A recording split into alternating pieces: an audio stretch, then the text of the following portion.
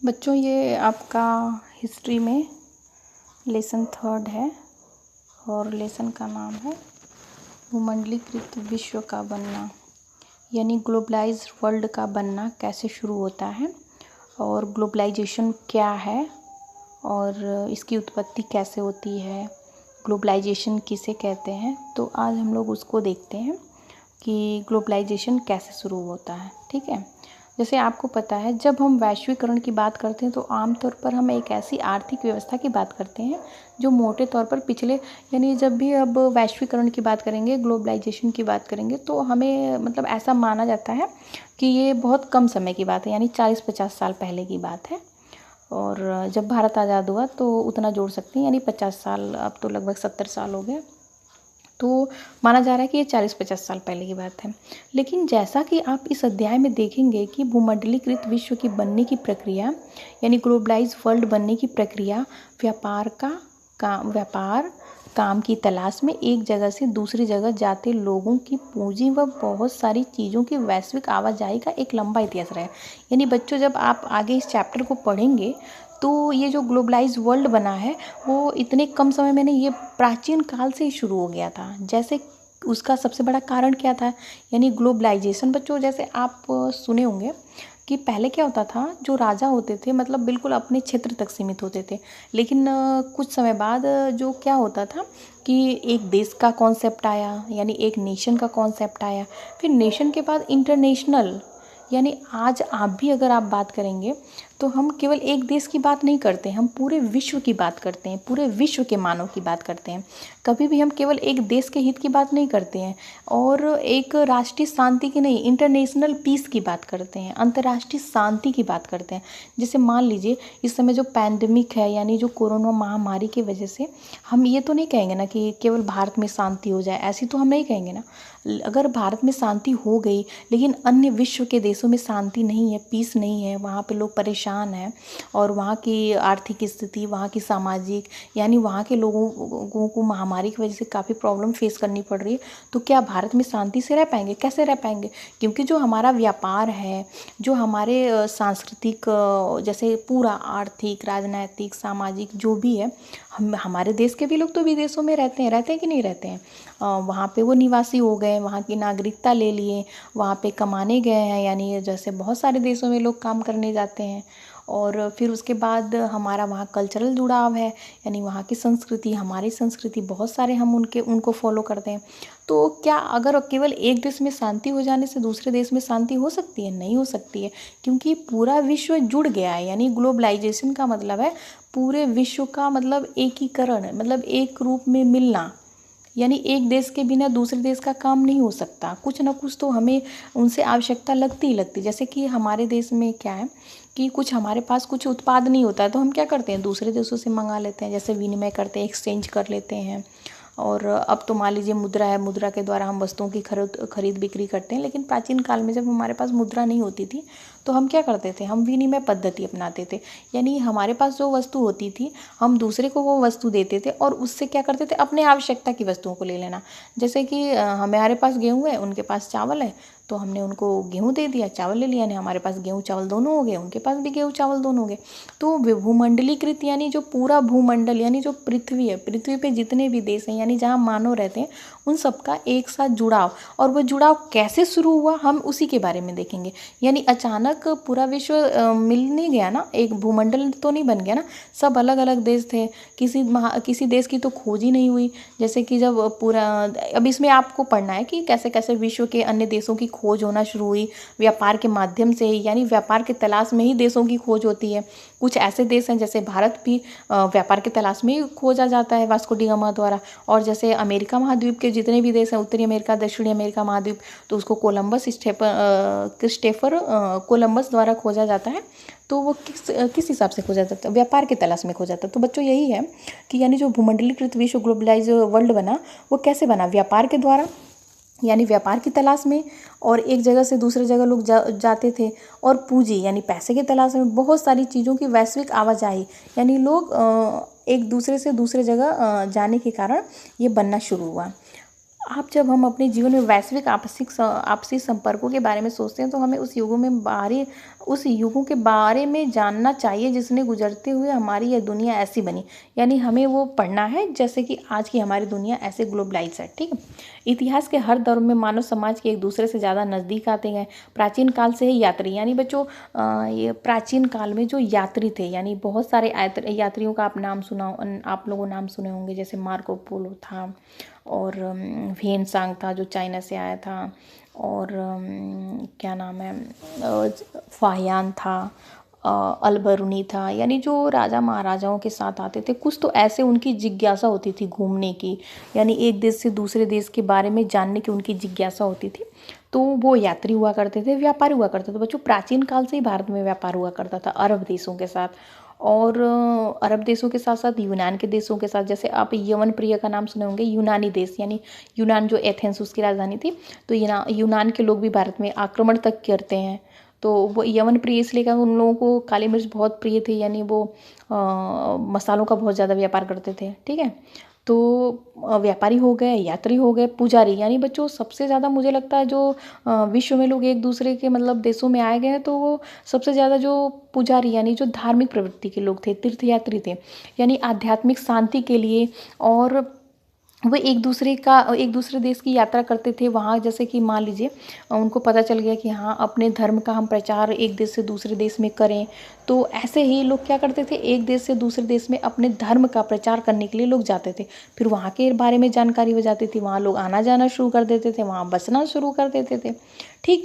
तो ऐसे ही उत्पीड़न, यानी जब किसी को यातनापूर्ण जीवन से बचने के लिए, या कहीं उत्पीड़न हो रहा है बच्चों, जैसे कहीं युद्ध हो गया, महामारी आ गई, तो लोग क्या करते हैं, वहाँ से निकल के, जैसे अभी देखिए बहुत सारे जो प्रवासी मजदूर हैं एक जगह से दूसरे जगह जा रहे हैं, यानी जहाँ लोग बस भी चुके थे, तो वहाँ उनको अपने जीवन में संकट लग रहा है कि यहाँ पे हमारा जीवन सेफ नहीं है, तो क्या करते हैं, एक देश से दूसरे देश में, यानी अभी तो हमारे भारत में ही मान लीजिए उनको लग रहा है कि यहाँ पता नहीं हम नहीं रह पाएंगे, हो सकता है यहाँ बहुत ज़्यादा महामारी फैल जाए, तो लोग क्या करते हैं, एक जगह से दूसरे जगह जाना शुरू कर देते हैं। ऐसे एक देश से दूसरे देश में जाना शुरू कर देते हैं। जैसे मान लीजिए टेररिस्ट अटैक होना शुरू होता है, या फिर आतंकवादी गतिविधियाँ बहुत ज़्यादा होती, तो वहाँ से भी लोग जो होते हैं वहाँ के मानव, यानी इंसान, मनुष्य, वो क्या करते हैं, दूसरे देश में जाना। यानी ऐसे विश्व का मतलब हमारे विश्व के बारे में जानकारी हुई, एक पूरे जो आज का विश्व है वो कैसे ऐसे एकीकरण उनका कैसे हुआ, तो इसके बारे में हम देख रहे हैं कि कैसे ये आगे आगे, मतलब आपको समझ में आ गया होगा कि ये कैसे शुरू हुआ। तो सबसे पहले थे व्यापारी, फिर थे मतलब धार्मिक यात्री, और जैसे पुजारी हुए, तीर्थयात्री हुए, और जो ऐसे यात्रा करते थे। ठीक। और जो उत्पीड़न का शिकार होते थे, यानी उनका वहाँ शोषण होता था, तो वो दूसरे देश में बसना शुरू कर देते थे। ठीक है। इतिहास में बहुत सारी ऐसी घटनाएं हुई हैं जिससे लोगों को अपना देश छोड़ के दूसरे देश में जाना पड़ा है। ठीक है। तो वहाँ भी जीवन, यानी वहाँ पे भी विश्व का देशों का बनना शुरू होता है।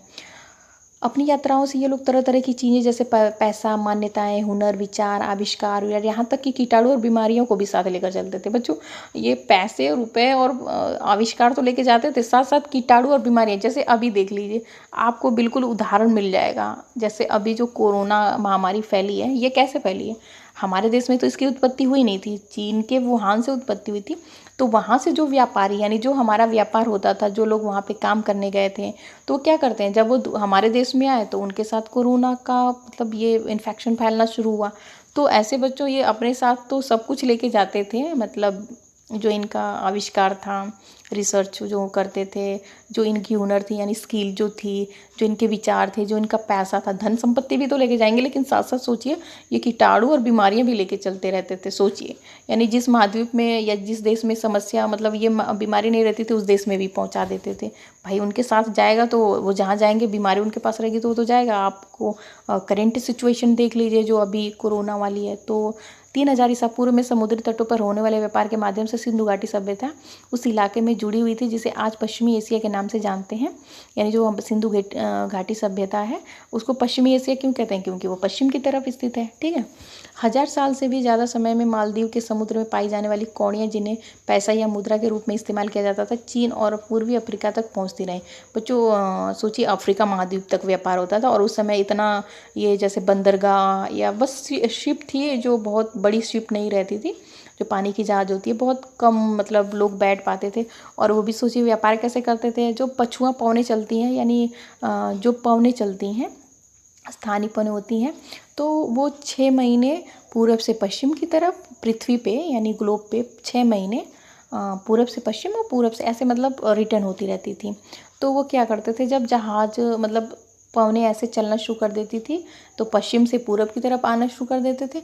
और जब वो अपना व्यापार करते रहते थे 6 महीने, जब वो पवनें रिटर्न होती थी तो अपना सामान वामान लेके फिर रिटर्न, यानी उनको ज़्यादा फिर वो करने की ज़रूरत नहीं पड़ती थी, यानी बहुत ज़्यादा उनको ताकत लगाने की आवश्यकता, यानी बल लगाने की आवश्यकता नहीं, मतलब आराम से शिप चलती रहती थी। ठीक है, तो आप देखिए चीन और पूर्वी अफ्रीका तक पहुंच रहे बीमारी फैलने वाले कीटाणु को दूर दूर तक पहुंचने का इतिहास 7वीं सदी तक ढूंढा जा सकता है। 13वीं सदी के बाद इसके प्रसार को निश्चय ही साफ देखा जा सकता है। बच्चों ये जो फिगर आपको दिख रहा है, ये फिगर इसमें शिप को दिखाया गया है, यानी ये हमारे इंडिया का ही है। इसमें लिखा है कि गोवा संग्रहालय में अभी ये रखा गया है जो फिगर है। और ये पश्चिमी तट के क्षेत्र में पाई गई 9वीं सदी के बाद की स्मृति शैलाओं पर जल पोतों की तस्वीरों से उस काल में समुद्री व्यापार के माध्यम, यानी जो व्यापार होता था वो समुद्र के माध्यम से होता था, यानी पानी शिप की जो ये शिप चलती है ना, पानी वाली जहाज, उसी के माध्यम से होता था। तो ये फिगर उस समय उसी को दर्शाया गया है कि समुद्र का व्यापार कितना व्यापक स्तर पर होता था। ठीक है, अब यहाँ देखिए रेशम मार्ग यानी सिल्क रूट से जुड़ती दुनिया। बच्चों सिल्क रूट आप जानते हैं, जो चीन का एरिया था, वहाँ से जो हमारा एशिया महाद्वीप है, इससे जो यूरोप महाद्वीप के देश थे, जो अंग्रेज़ थे, वो बहुत भारी मात्रा में कपड़े का व्यापार करते थे। कपड़े कौन सा, रेशम के कपड़े। और जिस रूट से वो व्यापार करते थे, जिस मार्ग से व्यापार करते थे, उसी को सिल्क रूट कहा गया, क्योंकि उस सिल्क यानी रेशम का कपड़े का व्यापार करते थे और जिस मार्ग से करते थे उसी को सिल्क रूट कहा गया। और बच्चों बहुत भारी मात्रा में जो भारत का मतलब मलमल का कपड़ा था, रेशम का कपड़ा था, और चीन का यानी चीन जो थे तो बहुत फेमस थे वो, पूरे मतलब विश्व में उसकी मांग थी और बहुत ज़्यादा व्यापार होता था। और उससे क्या होता था कि जो यूरोप महाद्वीप के थे उनके पास मतलब ऐसा इतना पैसा तो नहीं था कि हम पैसे में व्यापार करते थे, तो वो लोग भी क्या करते थे, बहुत ज़्यादा मात्रा में हमें सोना चांदी मिलता था। ठीक है, तो जो रेशम के कपड़े उन्हें बहुत पसंद थे, तो जब वो कपड़े ले जाते थे तो उसके बदले वो हमें क्या करते थे, सोना चांदी देते थे।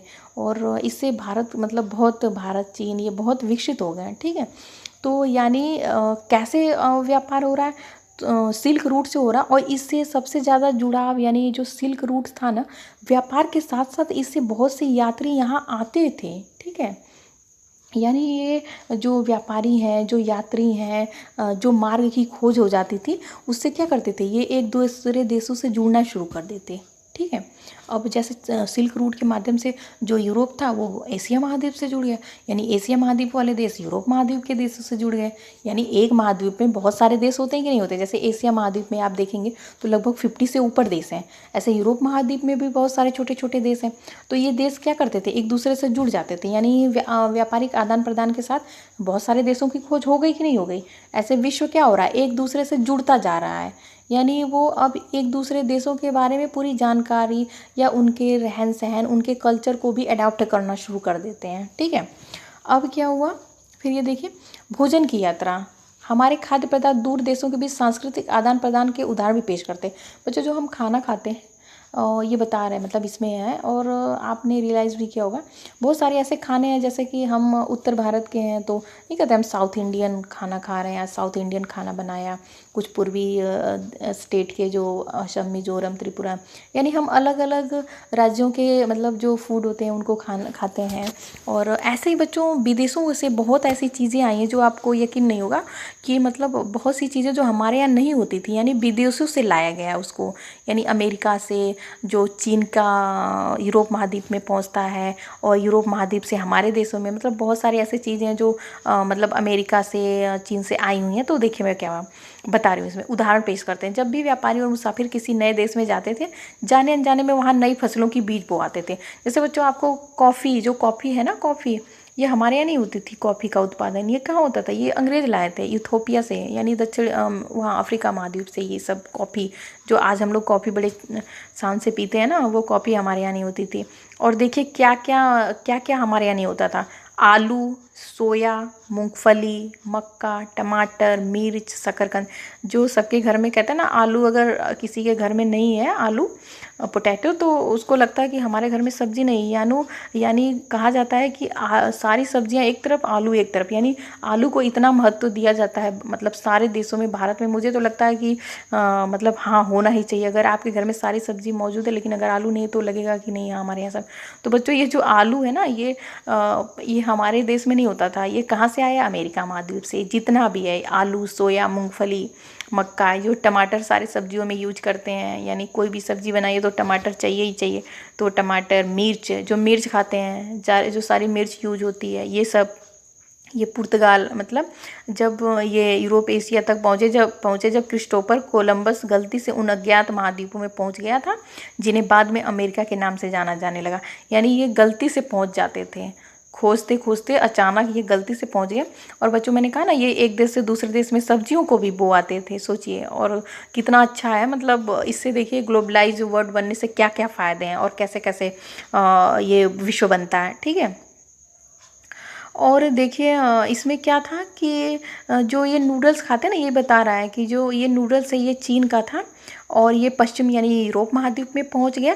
और ये जो पास्ता आप खाते हैं ना, पास्ता, ये अरब यात्रियों द्वारा लाया गया था, नहीं अरब देशों से, जो सऊदी अरब हुआ, यूएई हुआ, संयुक्त अरब अमीरात हुआ, मिस्र हुआ, यानी जो अरब कंट्री थे, तो उनके यहाँ से ये जो पास्ता आप यूज करते हैं, देखिए कितनी अच्छी चीज़ें इसमें दे रखा है कि जो नूडल्स आप यूज करते हैं, जानते ही हैं कि नूडल्स चाइनीज़ है, तो ये पश्चिमी देश में पहुँचते हैं। और जो ये सब्जियां हैं, जो फसल हैं, वो फिर वहाँ से जो मैंने अभी बताया, आलू, मक्का, टमाटर, मिर्च, शकरकंद, ये अमेरिका की जब खोज होती है तो फिर अमेरिका से हमारे इंडिया में आता है, ठीक है। फिर उसके बाद ऐसे ऐसे ग्लोबलाइज वर्ल्ड, मतलब एक दूसरे से लोग जुड़ते जा रहे हैं फसलों के माध्यम से। फसलें कैसे मतलब आ जा रही हैं, लोग व्यापार करने आ रहे हैं, व्यापारी आ रहे हैं। फिर जो ये होते हैं, इनको क्या कहते हैं बच्चों, जो क्रिश्चियन होते हैं, और ये जो धार्मिक गुरु जो अपने धर्म का प्रचार करने के लिए आते हैं, जैसे इस्लाम धर्म का प्रचार भारत में हुआ। और जो बहुत सारे मिशनरी आए जो ये चर्च को फॉलो करते हैं। तो पहले हमारे यहाँ क्रिश्चियन कहाँ थे, जब अंग्रेज आए तभी तो बहुत सारे हमारे देश में, यानी जो ये मिशनरी थे ना, अंग्रेजों से पहले भी भारत में आया करते थे। यानी जो अंग्रेज हम भारत को उपनिवेश कॉलोनी बनाए, तो उससे पहले भी भारत में ऐसा होता था कि मिशनरी जो होते हैं, मिशनरी यानी जो क्रिश्चियन होते हैं, अपने धर्म का, ईसाई धर्म का प्रचार करते हैं। वो अकबर का नाम सुना होगा आप लोगों ने, अकबर, हुमायूं, बाबर, ये मतलब उस समय भी भारत में वो अपने धर्म का प्रचार करने के लिए आते रहते हैं। ईसाई मिशनरी, बहुत सारे ईसाई मिशनरी अकबर के कार्यकाल में, अकबर का नाम सुना होगा, जो भारत का महान सम्राट का बादशाह कहा जाता है। तो बहुत सारे इनको लगता था, अंग्रेजों के समय इनको लगता था कि अकबर ईसाई धर्म स्वीकार कर लेगा और भारत में ईसाई धर्म को प्रमोट करेगा, बढ़ावा देगा। तो इस तरह से मतलब क्या होता है कि लोग आते रहते हैं, ठीक है, और विश्व के बारे में जानकारी होती रहती है। कई बार नई फसलों के आने से जीवन में ज़मीन आसमान का फ़र्क आ जाता है। साधारण से आलू का इस्तेमाल शुरू करने पे यूरोप के गरीब की ज़िंदगी आमूल रूप से बदल गई। बच्चों, जो आलू होता था वो यूरोप महाद्वीप में मतलब इतना ज़्यादा प्रयोग होने लगा कि जो वहाँ के गरीब थे उनकी ज़िंदगी पूरी बदल गई। यानी आलू इतना भारी मात्रा में उत्पादित करते थे कि सबके घर में आलू ही बनता था। उनका भोजन बेहतर हो गया और उनका भोजन जो था थोड़ा अच्छा हो गया। और जो आलू से जो कार्बोहाइड्रेट मिलता है उसमें आपको पता होगा, तो उनसे क्या हो गया कि उनकी औसत उम्र बढ़ने लगी। आयरलैंड के गरीब काश्तकार तो आलू पर यानी जो आयरलैंड देश है उसके जो गरीब थे काश्तकार थे, वो आलू पर इस हद तक निर्भर हो चुके थे कि जब 1840 में के दशक में मध्य में किसी बीमारी के कारण आलू की फसल, यानी बच्चों वो इतना निर्भर हो गए थे कि वहाँ जब आलू की फसल खराब हो जाती है बीमारी के कारण, मतलब आलू की फसल में कोई बीमारी लग जाती है, तो लाखों लोग भूखमरी के कारण मौत के मुंह में चले गए। बताइए, यानी इतने लोग मारे जाते हैं भूखमरी के कारण बच्चों। और देखिए ये जो फिगर दिख रहा है आपको, इसमें देखिए एक ये लिखा है कि आयरलैंड में जब आलू की खुदाई हो गई है तो बाद में जो मिट्टी नहीं होती है, आपने खेतों में जो जिनके खेत होते होंगे वो देखता होगा, जिसके आलू की खेती होगी, बाद में जो छोटे छोटे बच्चे गाँव में होते हैं वो क्या करते हैं, उसमें से निकालते हैं, आलू को खोजते हैं। तो वो देखिए मतलब अकाल के कारण इतने इतने लोग मारे जाते हैं, और ये लोग उसमें से जब आलू की खुदाई हो गई उसके बाद भी खोज के निकाल रहे हैं। सोचिए आलू पे कितना निर्भर है, यानी इतने लोग मारे जाते हैं और खुदाई होने के बाद भी ये देखिए, ये फिगर में दिख रहा होगा, ये आलू की खोज कर रहे हैं, उसमें से निकाल रहे हैं बचा खुचा आलू जो छूट नहीं जाता है उसको निकाल रहे हैं। ठीक है, एक ये थोड़ा सा समझ लीजिए जो बहुत ही मतलब आपको समझ में आ जाएगा। फिर उसके बाद आप देखिएगा, चैप्टर तो काफ़ी बड़ा है लेकिन इतना समझ जाएंगे तो आपको लास्ट तक एक और वीडियो बना के मैं समझा दूँगी। विजय बीमार और व्यापार। 16वीं सदी में जब यूरोपीय जहाजियों ने एशिया तक समुद्री रास्ता ढूंढ लिया और वे पश्चिमी सागर को पार करते हुए अमेरिका तक जा पहुँचे, तो पूर्व आधुनिक विश्व बहुत छोटा सा दिखाई देने लगा। यानी बच्चों पूरे महाद्वीप की खोज हो जाती है, यानी एशिया महाद्वीप की भी खोज हो गई है और भारत की खोज हो गई है, अमेरिका की खोज हो गई, जो इतना बड़ा मतलब महाद्वीप था। पूरे अमेरिका महाद्वीप मतलब पूरा उत्तरी अमेरिका, दक्षिणी अमेरिका महाद्वीप। ठीक, तो पूरा विश्व छोटा दिखाई देने लगा। यानी जो विश्व बहुत बड़ा दिखाई देता था, जब आप खोज कर लेंगे, यानी जब रास्ता आप पहचान जाते हैं तो कितने आराम से वहाँ पहुँच जाते हैं। तो वही चीज़ है। इससे पहले कई सदियों से हिंद महासागर के पानी में फलता फूलता व्यापार, तरह तरह के सामान, लोग, ज्ञान, परंपराएं एक जगह से दूसरी जगह आ जा रही थी। भारतीय उपमहाद्वीप इन प्रवाहों के रास्ते में एक अहम बिंदु था। पूरे नेटवर्क में इस इलाके का भारी महत्व था। यूरोपियों के दाखिले से यह आवाजाही और बढ़ने लगी और उन प्रवाहों की दिशा यूरोप की तरफ भी मुड़ने लगी। ठीक, अपनी खोज से पहले लाखों साल अमेरिका की दुनिया में कोई संपर्क नहीं था, लेकिन 16वीं सदी से उसकी विशाल भूमि और बेहिसाब फसलें व खनिज पदार्थ, हर दिशा में जीवन का रंग रूप। यानी बच्चों जब अमेरिका की खोज नहीं हुई थी तो वहाँ पे मतलब वहाँ किसी से संपर्क नहीं था, लेकिन जब खोज हो जाती है बच्चों तो वहाँ इतना ज़्यादा मतलब फसलें होती हैं फसलों के उगाने के लिए, क्योंकि उसका क्षेत्रफल सबसे बड़ा है। यानी रूस के बाद जो सबसे ज़्यादा क्षेत्रफल है वो अमेरिका का है।